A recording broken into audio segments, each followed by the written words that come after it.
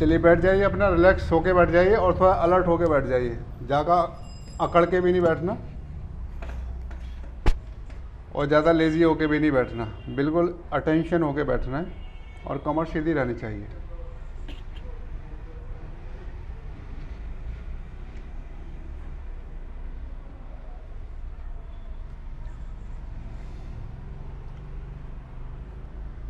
बैठ गए सभी सही से? चलिए ठीक है, ओके। एक लंबा गहरा सांस लीजिए और धीरे धीरे छोड़ते चले जाइए। आपका सारा ध्यान आपकी सांसों पर रहेगा। अपनी सांसों पे ध्यान रखिए, आपकी सांसें कैसे आ रही हैं और आपकी सांसें कैसे जा रही हैं। सारा ध्यान आपका अपनी आँखों पे, अपने मुख पर और अपनी सांसों पे रहेगा।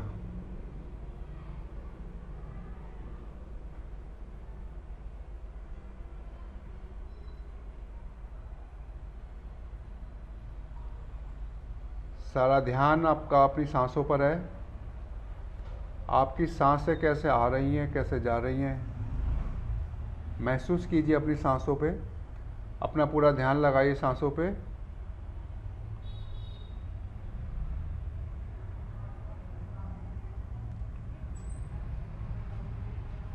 जैसे जैसे सांस आप अंदर लेते हैं, आपका पेट आगे की तरफ बढ़ता है और जैसे ही आप सांस छोड़ते हैं तो पेट आपका अंदर की तरफ चला जाता है। महसूस कीजिए ये सांसों का तरीका को। सारा ध्यान आपका आपकी सांसों पर रहेगा।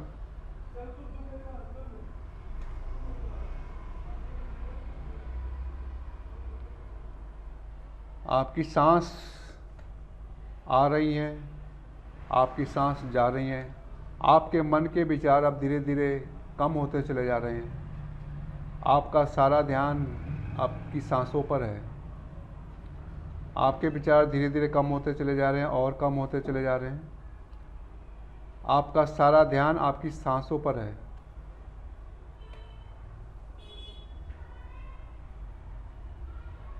सांसों पे ध्यान रखिए अपनी।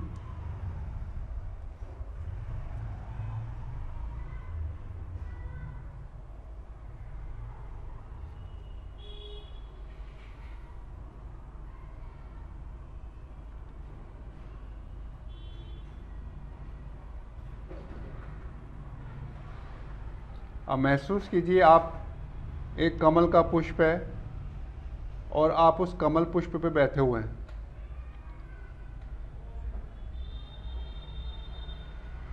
कमल पुष्प के आप ऊपर बैठे हुए हैं और उस कमल पुष्प में से ध्वनि निकल रही है। ये समझ लीजिए कि ये आपका मूलाधार चक्र है और 4 पंखुड़ियों वाला है और इसमें से ध्वनि निकल रही है, लम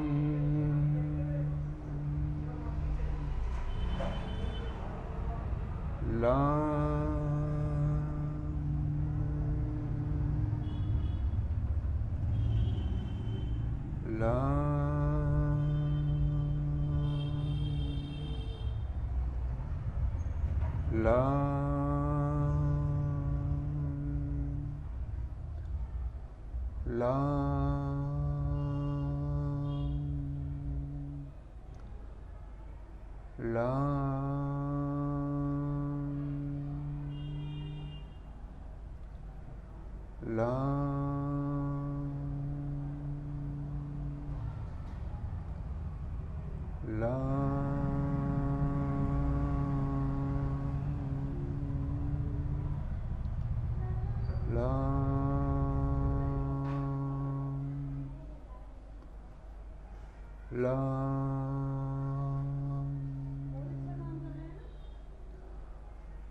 अब आपका ध्यान अब स्वादिष्टान चक्र पे लगाना है, मूलाधार चक्र से ऊपर और नाभि से थोड़ा नीचे। और ये 6 पंखुड़ियों वाला कमल पुष्प है और ये ऑरेंज कलर का है और इसके बीच में से आपको ध्वनि आपको सुनाई देगी, आपको दिखाई देगी। महसूस कीजिए। बां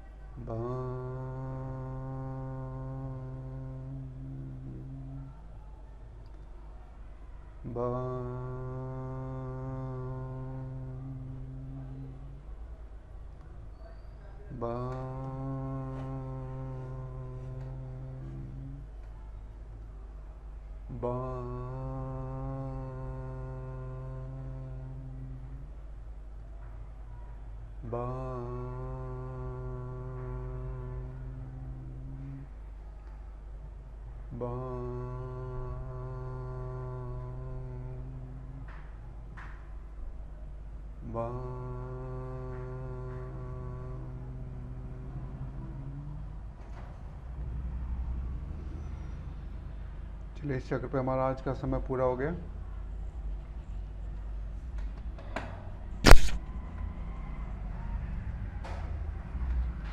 वैसे भैया मैं जब लंका धुनी लगाई ना, हाँ। तो गले से ना उल्टी जैसी आ रही थी, वो ओकारे आ रहे थे और आंखों में पानी आ रहा था, सर हिल रहा था।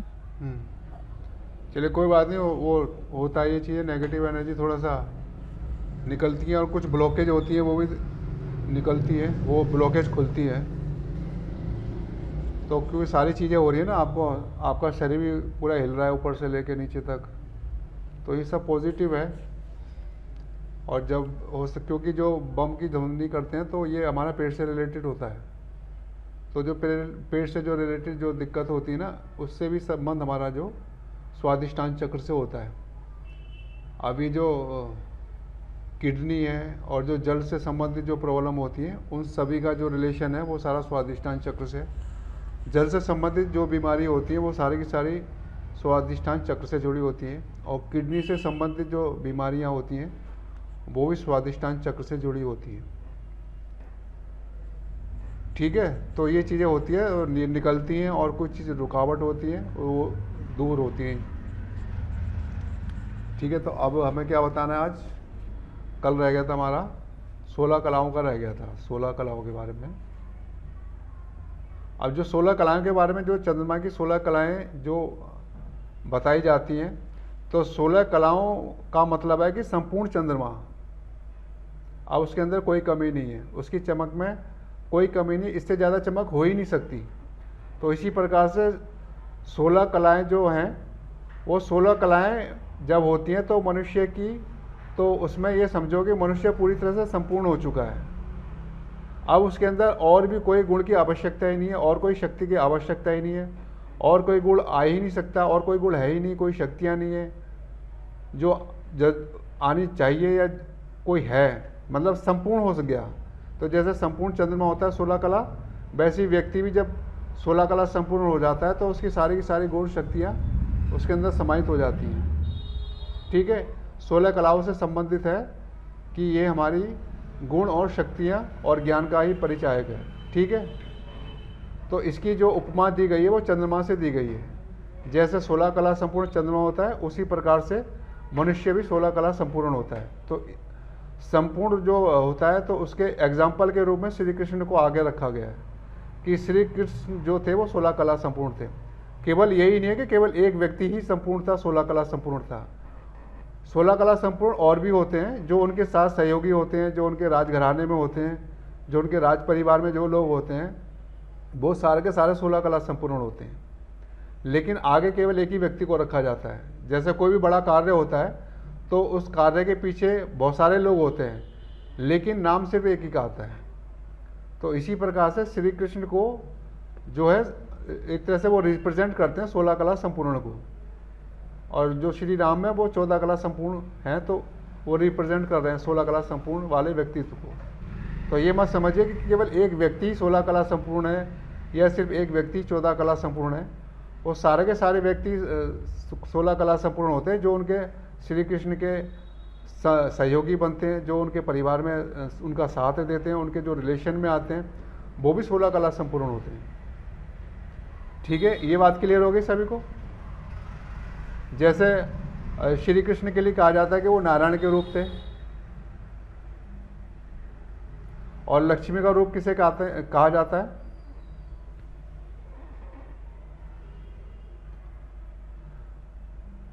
राधा को भी लक्ष्मी का स्वरूप कहा जाता है, और जो उनकी रुक्मणी, जो उनकी जो वाइफ थी श्री कृष्ण की, उनको भी लक्ष्मी का स्वरूप कहा जाता है। और भी जो और उनकी जैसे जो धर्मपत्नी बनी थी, जो वाइफ बनी थी, जामवंती बनी थी, वो भी लक्ष्मी स्वरूपा थी। और भी तो उनकी रिलेशन में और जो जिनसे उनकी शादी हुई थी वो सारी की सारी लक्ष्मी स्वरूपा थी।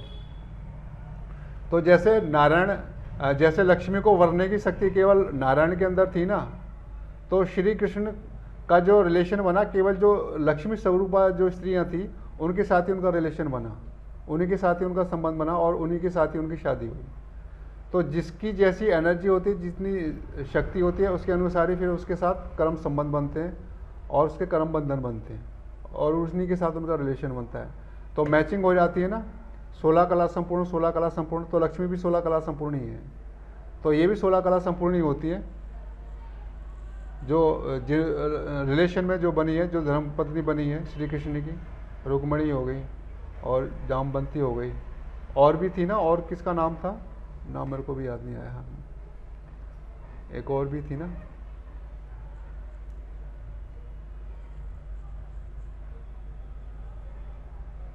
तो अगर 16 कला संपूर्ण की शादी अगर 16 कला संपूर्ण वाले व्यक्ति के साथ होगी तो मैचिंग बनेगी ना। अगर 16 कला संपूर्ण वाले व्यक्ति की अगर शादी अगर 8 कला वाले संपूर्ण वाले व्यक्ति के साथ अगर शादी हो जाती तो मैचिंग नहीं बनेगी।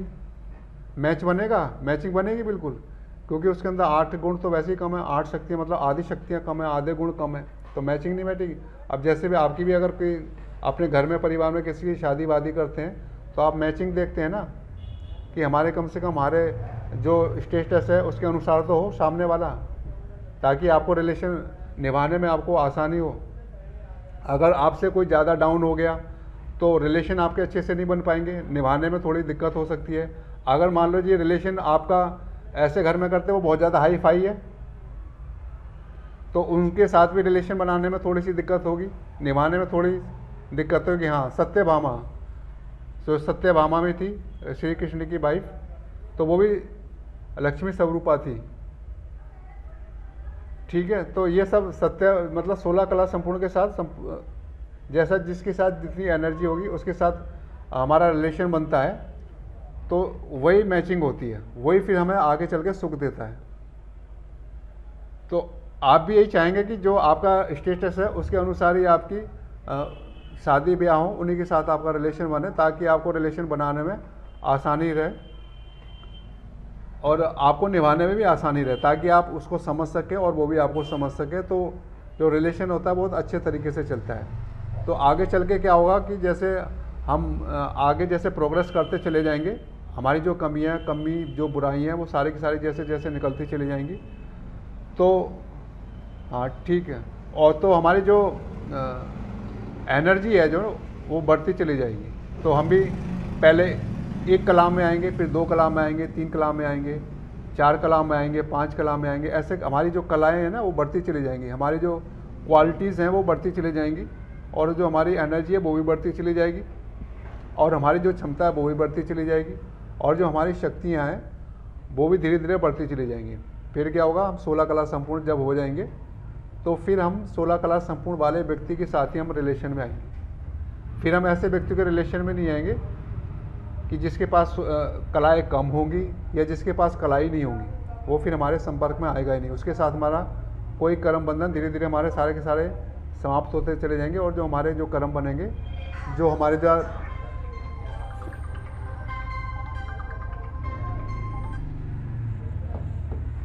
तो इस तरह से हमारे जो कर्म संबंध है वो धीरे धीरे ऐसे ही बनेंगे। तो हमें जो रिलेशन है ना वो फिर परेशान नहीं करेंगे, वो हमारे बिल्कुल फेवर में रहेंगे और हमें हमेशा सुख देंगे। ठीक है, इस समय क्या हो रहा है कि जो रिलेशन में सबसे ज़्यादा प्रॉब्लम आ रही है, क्योंकि आप कहीं जा रहे हो और रिलेशन वाला कुछ और करने में लगा, आप कुछ और आप अच्छा करना चाहते हो तो आपका विरोध होता है, फिर आपके ऊपर हावी हो जाते हैं, आप अकेले पड़ जाते हो, आप फिर कुछ कर भी नहीं पाते हो। तो क्या यही है कि आपकी क्वालिटी और उनकी क्वालिटी में बहुत फ़र्क है। अगर मान लीजिए कोई आपके अंदर कोई राक्षस प्रवृत्ति का व्यक्ति आपके घर में जन्म ले लेता है तो वो तो सबका जीना मुश्किल कर देगा, क्योंकि उसके संस्कार अलग हैं, आपके संस्कार अलग हैं, तो उसके संस्कार तो काम करेंगे ना।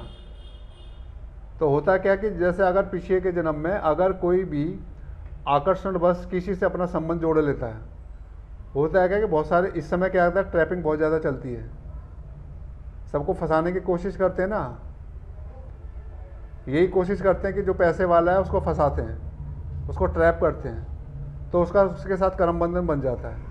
और जब एक बार ये करम बंधन बन गया, उसके जाल में फंस गए, तो ये फिर आगे चल के बड़ा दुख देता है, बहुत परेशान करता है। तो ऐसा ही कुछ हो जाता है हमारे पीछे के जन्म में कि हमसे कुछ या तो कोई ऐसी गलती हो जाती है, हम किसी के ट्रैप में ऐसे फंस जाते हैं, कोई ट्रैप ऐसा होता है, तो उसके साथ हमारा करम बंधन बन जाता है। फिर वही करम बंधन फिर आगे भी बढ़ता चला जाता है, फिर वही रिलेशन हमें इस जन्म में मिलते हैं। कुछ रिलेशन ऐसे होते हैं जो इस जन्म में मिलते हैं, वो फिर परेशान करते हैं, क्योंकि उसके स्वभाव संस्कार अलग है और आपका स्वभाव संस्कार बिल्कुल अलग है। तो फिर एक दूसरे पे क्लैश होते हैं, फिर वो परेशान करते हैं। ये चीज़ आ गई। तो हमेशा अपना रिलेशन अच्छे लोगों के साथ बनाना चाहिए, अपना जो संग है वो अच्छे लोगों के साथ करना चाहिए, जो गलत लोग हैं उनको बिल्कुल अवॉइड करना चाहिए, ताकि ऐसा कहते हैं ना, सत्संग ही करना चाहिए। जो कुसंग होता है वो डुबोता है हमेशा। चाहे हो सकता है कि आप आज आपको अच्छा लग रहा हो किसी का जो कुसंग है, कोई बुरा व्यक्ति है, आज आपके लिए बेनिफिट वाला हो, और लेकिन बाद में चल के वो बहुत ज़्यादा आपको नुकसान देने लग जाएगा। तो अब क्या बताएं हमें आपको 16 कला संपूर्ण वाला, जो चंद्रमा की 16 कलाएं सभी को पता लग गई ना, या और समझाएं, थोड़ा और डिटेल में बताएं 16 कला संपूर्ण के बारे में। 16 कला संपूर्ण के बारे में और समझाएं क्या, जो चंद्रमा की 16 कलाएं होती हैं।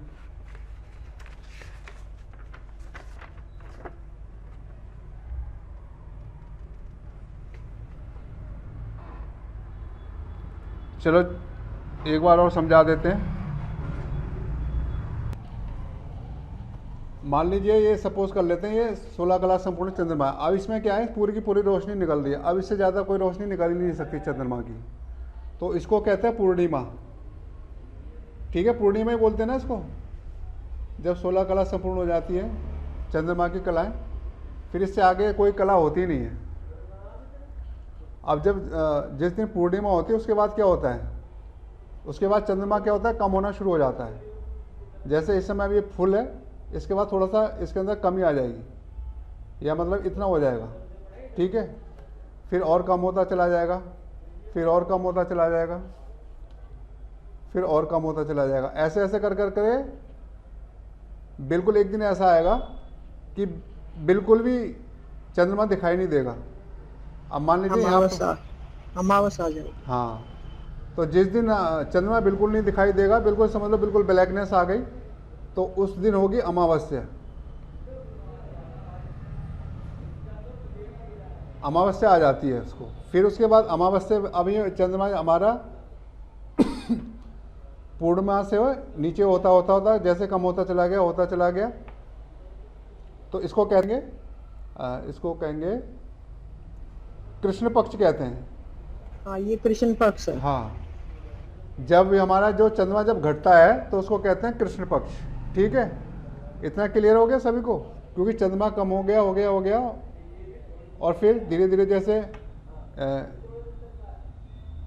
एक तिथि पड़ती है इसकी, फिर द्वितीय पड़ती है, तृतीय पड़ती है, चतुर्थी, फिर पंचमी, षष्ठी, सप्तमी, अष्टमी, नवमी, दसवीं, फिर एकादशी, फिर द्वादशी, फिर त्रयोदशी, फिर चतुर्दशी, फिर चतुर्दशी के बाद आ जाती है अमावस्या। ठीक है, उस दिन चंद्रमा बिल्कुल गायब हो जाता है, बिल्कुल ब्लैकनेस आ जाती है, पूरी की पूरी धरती पर बिल्कुल रोशनी बिल्कुल नहीं पड़ती चंद्रमा की, उसको कहेंगे अमावस्या। अब फिर अमावस्या के बाद क्या आता है, अमावस्या के बाद शुक्ल पक्ष आएगा। हाँ, थोड़ा सा बढ़ता शुरू हो जाएगा।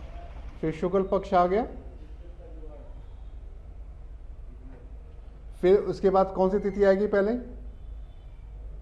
प्रथमा। हाँ, प्रथमा आ गई, फिर द्वितीय, फिर ऐसे क्या होगा, फिर धीरे धीरे एक पहले चंद्रमा की एक लाइन दिखाई देगी, फिर थोड़ी वो लाइन बढ़ती हुई दिखाई देगी द्वितीय को, फिर तृतीय को और बढ़ेगा, फिर तृतीय चतुर्थी को और बढ़ेगा। ऐसे कर करके चंद्रमा की जो रोशनी होगी धीरे धीरे बढ़ती चली जाएगी। फिर जैसी तिथियाँ इसकी जब चतुर्दशी पर आएगी तो और ज़्यादा हो जाएगा, फिर ये हो जाएगी चतुर्दशी के बाद फिर आएगी पूर्णिमा। तो पूर्णिमा के दिन पूरा चंद्रमा फुल लाइट देता है, पूरी रोशनी देता है। तो ये हो गया हमारा शुक्ल पक्ष। तो शुक्ल पक्ष और कृष्ण पक्ष आपको समझ में आ गया सूर्य ये चंद्रमा का। तो इसी की जो उपमा दी है मनुष्य से दी गई है, क्योंकि जितने भी काले काम होते हैं, जितने भी गंदे काम होते हैं, कौन से में समय में होते हैं? अमावस्या के दिन होते हैं। तांत्रिक क्रिया। हाँ, क्योंकि जितनी भी बुरी शक्तियाँ, जितनी भी नकारात्मक शक्तियाँ होती हैं, अमावस्या के दिन ज़्यादा हावी हो जाती है। तो अमावस्या के दिन बहुत सबसे ज़्यादा गंदे काम होते हैं, क्योंकि इस समय अंधेरा छा जाता है पूरी की पूरी धरती के ऊपर। अच्छा, ये चीज़, ये उपमा, फिर ये जो उपमा दी गई है मनुष्य के साथ में दी गई है। चंद्रमा की जो 16 कला संपूर्णता की जो उपमा है वो मनुष्य में दी गई। जब मनुष्य संपूर्ण होता है ना, जब उसके अंदर सारे गुण आ जाते हैं, सारी शक्तियाँ आ जाती हैं, सारा ज्ञान आ जाता है। अब मनुष्य के अंदर अब कोई गुण आ ही नहीं सकता, अब कोई शक्ति आ ही नहीं सकती, और कोई गुण आ ही नहीं सकता, कोई ज्ञान नहीं आ सकता। तो उसको कहते हैं 16 कला संपूर्ण। जब व्यक्ति के अंदर सारी कलाएँ आ जाती हैं, मतलब सारे गुण आ गए, सारी शक्तियाँ आ गई, सारा ज्ञान आ गया, अब इससे आगे कुछ है ही नहीं, तो उसको कहा जाता है संपूर्ण व्यक्ति, यानी 16 कला संपूर्ण वाला व्यक्ति। हम जो सुनते आ रहे हैं, तो श्री कृष्ण जी 16 कला संपूर्ण वाले व्यक्ति थे। उनके अंदर सारे गुण थे, सारी शक्तियाँ थी, सारा ज्ञान उनके अंदर था। तो अब ये कलाएं हमें कैसे पानी है, और ये कलाएं कैसे कम होती चली गई, इसको भी एक बार समझते हैं। तो एग्जाम्पल जैसे आपने समझ लिया ना ये चंद्रमा का, इसी प्रकार से मनुष्य की भी कलाएं कम होती चली जाती हैं। ठीक है, जैसे चंद्रमा की कलाएं जैसे कम होती हैं फिर बढ़ती हैं, इसी प्रकार से मनुष्यों की भी कलाएं कम होती हैं फिर धीरे धीरे बढ़ती चली जाती हैं। ठीक है, अब क्या होता है, जैसे जब हम संपूर्ण हो जाते हैं, जब हम 16 कला संपूर्ण होते हैं, जब हमारे सारे गुण और शक्तियाँ होती हैं, तो वो धीरे धीरे कम होने लग जाती हैं। वो धीरे धीरे मनुष्य की गुण और शक्तियाँ क्यों कम होने लग जाती हैं? उसका कारण यही है कि जब हमारे अंदर अवगुण आने लग जाते हैं, हमारे अंदर देह अभिमान आने लग जाता है, तो हमारी जो कलाएं हैं वो धीरे धीरे कम होने लग जाती है। जैसे जब 16 होती हैं, देह अभिमान आया, तो उसके बाद फिर उसकी 15 हो जाएंगी, 14 हो जाएंगी, फिर उसके बाद जैसे जैसे और उसके अंदर अवगुण आते रहेंगे, देह अभिमान बढ़ता रहेगा, मैंपन आता रहेगा। तो ये जो कलाएं हैं, जो गुण हैं, जो शक्तियाँ हैं, जो ज्ञान है, वो धीरे धीरे कम होता चला जाएगा। तो इसी प्रकार से एक दिन ऐसा आएगा कि मनुष्य के अंदर अवगुण, जो भी अवगुण है, वो सारे के सारे समाप्त होते चले जाएंगे, सारी शक्तियाँ समाप्त होती चली जाएंगी, और सारा ज्ञान उसका समाप्त होता चला जाएगा। तो ये जिस दिन जब ये ऐसा हो जाएगा, तो उसके अंदर मनुष्य के अंदर कलाएं सारी खत्म हो जाती हैं, जीरो आ जाती हैं। तो उसको कहते हैं अमावस्या। मनुष्य की भी अमावस्या मान लो, जब उसके अंदर सारी गुण शक्तियाँ, सारा ज्ञान उसके अंदर समाप्त हो गया, तो उसको कहेंगे कि अब उसके अंदर अब नकारात्मक शक्तियाँ आना शुरू हो जाती हैं, राक्षसी प्रवृत्ति। हाँ, जब ये राक्षसी नकारात्मक शक्तियाँ, जब प्रवृत्तियाँ जब बढ़ जाती हैं, तो अब ये जब जैसे जैसे अब ये जैसे हमारे अंदर सारे के सारे गुण समाप्त हो जाते हैं, बिल्कुल जीरो आ गए, सारे के सारे समाप्त हो गए। अब उसके बाद हम क्या करेंगे? अपने गुणों को पाना शुरू करेंगे। जो गुण हमारे समाप्त हो गए, उसको कैसे पाएंगे? वो हम पाएंगे परमपिता परमात्मा को याद करके, और थोड़ा सा अपना ध्यान लगाकर, और जो हमारे अंदर अवगुण आ गए उनको दूर कर करें। तो जैसे जैसे हम ध्यान लगाएंगे, परमात्मा से अपना कनेक्शन जोड़ेंगे, तो धीरे धीरे हमारे जो अंदर जो है गुण आना शुरू हो जाएंगे। पहले एक कला आएगी हमारे अंदर, थोड़े गुण आएंगे, थोड़ी शक्तियाँ शुरू होंगी, उसके बाद फिर और बढ़ना शुरू हो जाएंगे, फिर और बढ़ना शुरू होंगे, फिर और बढ़ेंगे, फिर और बढ़ते चले जाएंगे। तो हमारे अंदर जैसे जैसे गुण और शक्तियाँ हमारे अंदर बढ़ती चली जाएंगी, ज्ञान बढ़ता चला जाएगा, फिर उसके बाद फिर हम दोबारा संपूर्ण हो जाएंगे। जैसे चंद्रमा संपूर्ण हो जाता है ना, वैसे मनुष्य भी इसी प्रकार से संपूर्ण हो जाता है। ठीक है, तो ये जो जैसे चंद्रमा की कलाएं कम होती है, फिर वो बढ़ जाती हैं। चंद्रमा जैसे संपूर्ण हो जाता है, फिर उसकी जो संपूर्णता वो होती है वो समाप्त हो जाती है। तो इसी प्रकार मनुष्य की भी जो कलाएं होती है ना, वो भी संपूर्ण हो जाती है, और फिर धीरे धीरे कम होती चली जाती हैं। और जब कम हो जाती है, फिर उसके बाद फिर धीरे धीरे फिर बढ़ाना शुरू कर देते हैं, फिर वो भी बढ़ना शुरू हो जाती है। तो ये जो चंद्रमा का जो चक्र है, ये 1 महीने का मान लो, 30 दिन का मान लो है, 30 दिन का हो जाता है। तो इसी प्रकार से मनुष्य को भी अपनी ये जो कलाएं हैं ना, इनको कम करने के अंदर कई युग लग जाते हैं, एक युग में कम नहीं होती हैं। मनुष्य की जो कलाएं हैं उसको कम होने में कई युग लग जाते हैं, और फिर इसको बढ़ाने का भी जब समय आता है तो उसमें कोई ज़्यादा समय नहीं लगता। हमारी कलाएं फिर जल्दी जल्दी बढ़ती चली जाती हैं, क्योंकि हमारा जो संबंध जुड़ जाता है, हमारा परमात्मा के साथ अपना संबंध जुड़ जाता है, उनसे अपना जो ज्ञान मिलता है उसको हम धारण करते हैं, उससे अपना कनेक्शन जोड़ते हैं। उसके बाद हमारी जो कलाएँ हैं वो धीरे धीरे बढ़ती चली जाती हैं। इस समय क्या है, इस समय हमारे अंदर सारी नकारात्मक स्वभाव है, जैसे कि काम हो गया, क्रोध हो गया, लोभ हो गया, मोह हो गया, घृणा हो गई, ईर्ष्या हो गई, ये सारे के सारे नकारात्मक विचार हैं। व्यर्थ सोचना, व्यर्थ बोलना, ये सारे के सारे हमारे अंदर नकारात्मक शक्तियाँ हैं, नकारात्मक विचार हैं। तो ये धीरे धीरे जैसे जैसे समाप्त होते चले जाएंगे, और एक दिन ऐसा आएगा जब हमारे अंदर सारे गुण, सारी शक्तियाँ, सारी की सारी चीज़ें हमारे अंदर आ जाएंगी, तब हम फिर से 16 कला संपूर्ण बन जाएंगे। तो ऐसे एग्जाम्पल के रूप में अगर हम देखें तो श्री कृष्ण जी हैं जिनको हम आगे रिप्रेजेंट करते हैं, जो 16 कला संपूर्ण थे और जो सारे के सारे काम करने में सक्षम थे। तो ये आपकी ही कलाएं हैं, मनुष्यों की कलाएं हैं। अब ये कलाएं किस प्रकार से बढ़ेंगी, अब इस पर हम धीरे धीरे आगे चर्चा करते रहेंगे, क्योंकि ये टॉपिक कोई छोटा मोटा टॉपिक नहीं है, ये बहुत बड़ा टॉपिक है और इसमें काफ़ी टाइम लग जाएगा। तो धीरे धीरे हम इस पर बातचीत करते रहेंगे, आगे बढ़ते रहेंगे, ठीक है। अब इतना तो आपको समझ में आ गया, इतनी चीज़ तो आपको समझ में आ गई 16 कला संपूर्ण के बारे में।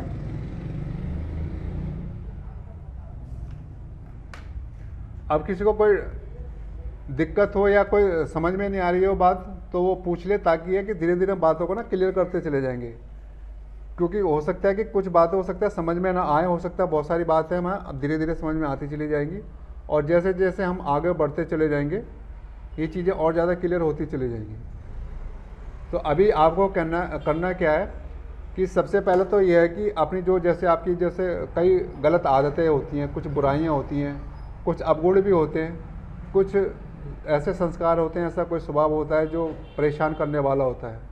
तो पहले एक काम तो आप सबको ये करना है कि अपनी एक लिस्ट बनाओ, जिसके अंदर एक तरफ तो लिखो जो आपके अंदर अवगुण हैं, जो आपके अंदर कमियां हैं, जो आपकी बुराइयां हैं, जो आपको लगता है, और एक तरफ वो लिस्ट बनाओ जिसमें आपको लगता है कि ये मेरी विशेषताएं हैं। तो ये दोनों चीज़, ये दोनों तरह की आपको लिस्ट बनानी है, ठीक है जी। समझ में आ गया जी, इतना काम कर सकते हैं सभी, कोई मुश्किल तो नहीं है किसी को। बताइए कौन कौन कर सकता है कि आपको एक लिस्ट तैयार करनी है, जिसमें आप खुद चेक करेंगे अपने आप को कि आपके अंदर क्या क्या गुण हैं, क्या क्या आपके अंदर कमियां हैं, कमजोरियां हैं, बुराइयां हैं, वो सारी लिखो। दूसरी तरफ लिखो जो जो आपके अंदर विशेषताएं हैं अन्य व्यक्तियों की अपेक्षा है, ठीक है। और एक लिस्ट और तैयार करो, उसके अंदर ये लिखो कि आपको कौन कौन सी आप चाहते हैं क्वालिटी मेरे अंदर होनी चाहिए।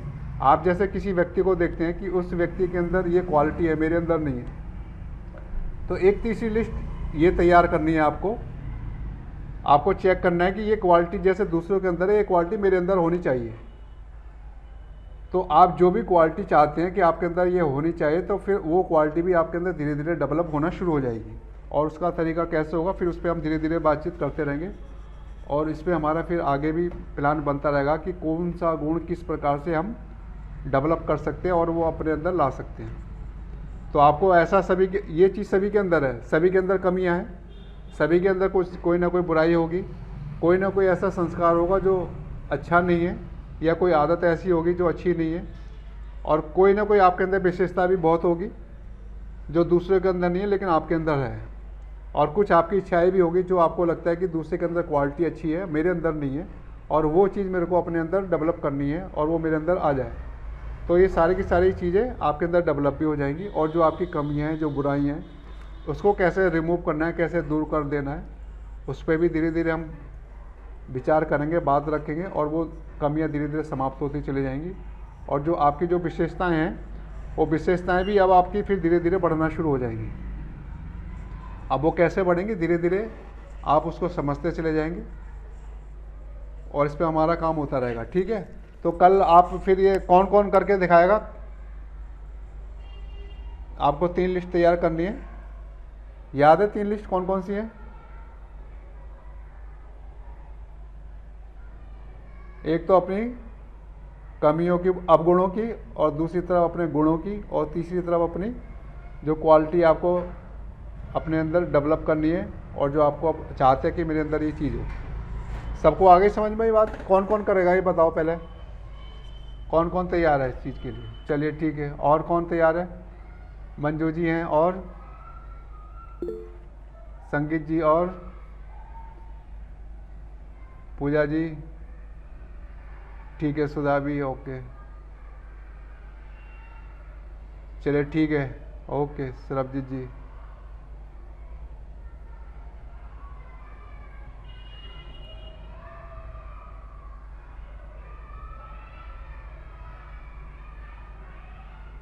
हाँ ठीक, ओके। तो चलो ये है कि ये अगर आप जैसे अपने मन में सोच लेते हैं, विचार कर लेते हैं कि मुझे ये करना है, तो आप करेंगे और उसको करने में आप पूरी तरह से सक्षम होंगे। और फिर ये है कि आपके अंदर जो क्वालिटी है वो आपके अंदर आएगी, 100% आएगी। और जैसे जैसे हम ध्यान करेंगे, मेडिटेशन करेंगे परमात्मा से, जैसे ही हम अपना कनेक्शन जोड़ना शुरू कर देंगे, और जब हमारा उनके साथ जुड़ना शुरू हो जाएगा कनेक्शन, तो आपका डायरेक्ट कनेक्शन रहेगा और धीरे धीरे आपकी जो कमियां हैं, वो बुराइयां हैं, वो धीरे धीरे समाप्त होना शुरू हो जाएंगी। आपका स्वभाव भी बदलने लग जाएगा और लोगों को भी फ़र्क महसूस होने लग जाएगा कि आपके अंदर काफ़ी चेंजेस आ गया है और आप काफ़ी परिवर्तन आपके अंदर आ गया है। जब आपके अंदर परिवर्तन आएगा तब इस सृष्टि के अंदर परिवर्तन आएगा। आपको पहले भी बताया है कि ये जो समय चल रहा है, ये महापरिवर्तन का समय चल रहा है और ये पूरी सृष्टि परिवर्तन होनी है। सारे के सारे व्यक्ति परिवर्तन होंगे, सारी मनुष्य आत्माएं परिवर्तन होगी, सारे पशु पक्षी भी परिवर्तित होंगे, और जितनी भी ये प्रकृति है, पृथ्वी, जल, वायु, अग्नि, आकाश, ये तत्व भी, इनका भी परिवर्तन होगा। तो हर चीज़ परिवर्तन होगी। केवल ये मत समझो कि एक चीज़ परिवर्तन होगी, हर चीज़ परिवर्तन होगी। ठीक है, चलो ये बात सभी को समझ में आ गई। अब चलिए फिर आज की सभा फिर नहीं समाप्त करें, कल फिर धीरे धीरे आगे बढ़ते रहेंगे हम। जो हमारी आध्यात्मिक प्रोग्रेस है वो धीरे धीरे आगे बढ़ती रहेगी। चलिए, और कोई किसी के मन में कोई प्रश्न उठाओ, कोई पूछ सकता है, तो जानना चाहता है तो पूछ सकता है।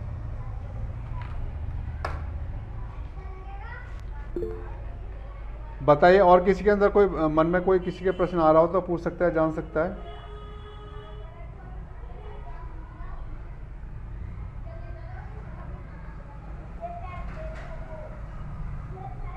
चलिए फिर हम आज की सभा यहीं समाप्त करें, कल फिर मिलेंगे। ठीक है, बहुत बहुत धन्यवाद आप सभी का, बहुत बहुत शुक्रिया, परमात्मा का धन्यवाद कि आप सबको जोड़े रखा और आप सब जुड़े हुए हैं। और आप परमात्मा से अपना कनेक्शन जोड़ के जो भी उनके अधिकार हैं वो सारे के सारे ज़रूर ले लेंगे।